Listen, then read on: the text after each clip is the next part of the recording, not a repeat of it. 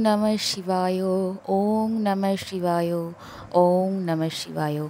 हर हर महादेव। जय शिव शंभु। नमस्कार सकल सम्मानीय दर्शक ও শ্রোতা বন্ধুদের রিমিস ভার্সন এই চ্যানেলের পক্ষ থেকে সকলকে সুস্বাগতম। আশা করছি ঈশ্বরের আশীর্বাদে আপনারা সকলে ভালো আছেন, সুস্থ আছেন। বাঙালির 12 মাসে 13 পার্বণ।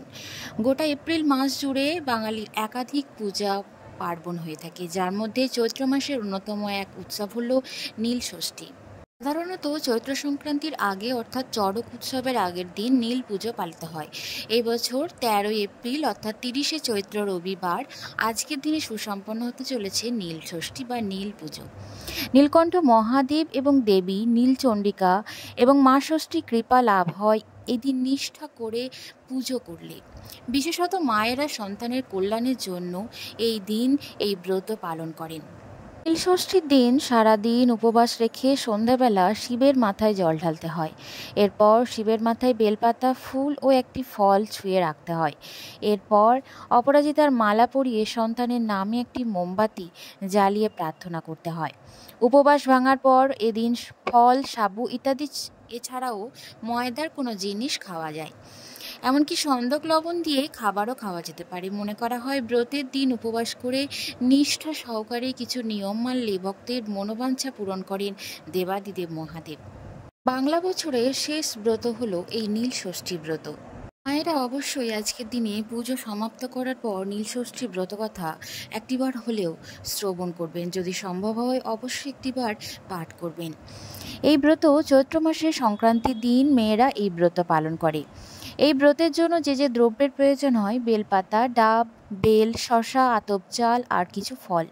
চৈত্র মাসে সংক্রান্তির দিন সারা দিন উপবাস রেখে সন্ধ্যার সময় শিবের মাথায় ডাবের জল বা গঙ্গা জল দিয়ে অভিষেক করানোর পর শিবকে প্রণাম করে তারপর ব্রতকথা শ্রবণ করে তারপর জল খেতে হয়। এই নীলষষ্ঠীর ব্রতকথা হলো, এক বামুন ও এক বামুনির কোনো ছেলেপুলে হলেও তা বাঁচত না। তারা দুজনেই পরামর্শ করে একদিন তীর্থে যাবার জন্য বেরিয়ে পড়লেন। ক্রমে তারা যখন সরয়ূ নদীর তীরে এসে পৌঁছালো তখন বামুন বলল, চলো এই জলে ডুবেই আমাদের জীবন শেষ করি। বংশরক্ষার জন্য যখন একটি ছেলেও রইল না তখন বেঁচে থেকে আর ফল কি। এই কথা বলে তারা নদীতে নামতে লাগলো। এমন সময় মা ষষ্ঠী এক বুড়ির রূপ ধরে এসে বললেন, ওগো বাছারা, তোমরা আর বেশি দূরে যেও না, আরও দূরে গেলে ডুবে মরে যাবে। বামুন আর বামুনি তখন তাকে নিজেদের দুঃখের কথা সব বলল।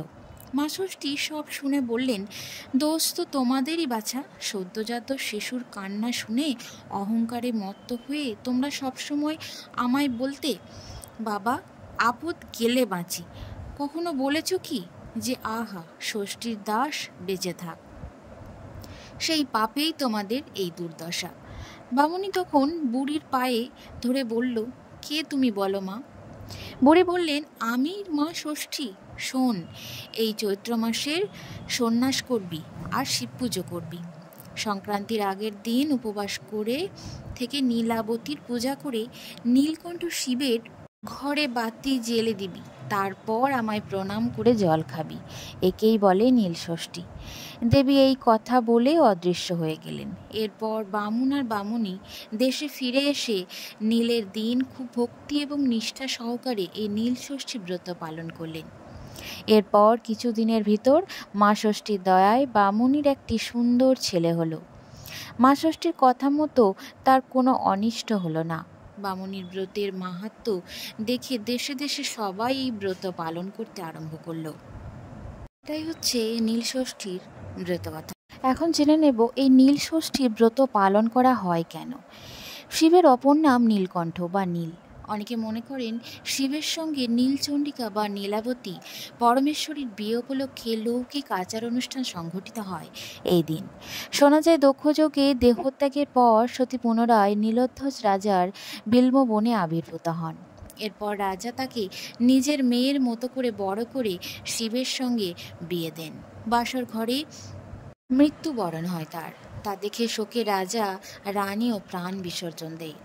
তাই অনেকেই মনে করেন শিব ও নীলাবতীর বিবাহের স্মারক হলো এই নীল পূজা। নীল ষষ্ঠীর দিন কি কি খাবার খাবেন না। এই দিনে তেল বা মশলাদার যুক্ত খাবার একদমই গ্রহণ করবেন না। এছাড়াও আমিষ জাতীয় কোনো খাবার, অ্যালকোহল, মদ, বিড়ি, সিগারেট এ সমস্ত খাবার বর্জন করুন। এই দিনে নিরামিষ আহার গ্রহণ করবেন। যারা উপবাস রাখবেন মহিলারা, তারা অবশ্যই এই দিনে সারাদিন উপবাস রেখে শিবের মাথায় জল ঢেলে প্রদীপ জ্বালিয়ে তারপর ময়দার কোনো জিনিস বা সাবু ফলাহার করতে পারেন।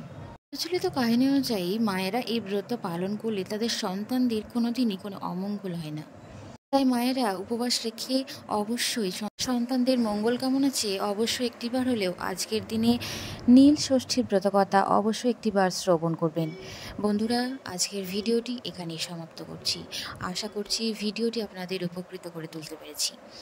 আবারও দেখা হচ্ছে আপনাদের সাথে পরবর্তী কোনো নতুন পর্ব নিয়ে। সকলে ভালো থাকুন, সুস্থ থাকুন। সকলকে নীল ষষ্ঠীর অনেক অনেক শুভেচ্ছা।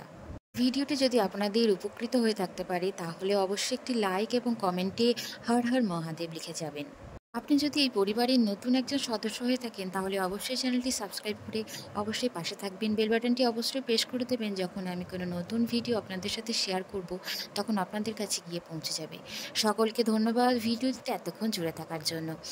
হর হর মহাদেব, জয় শিবশম্ভু, জয় বাবা ভোলানাথের জয়। ধন্যবাদ সকলকেই।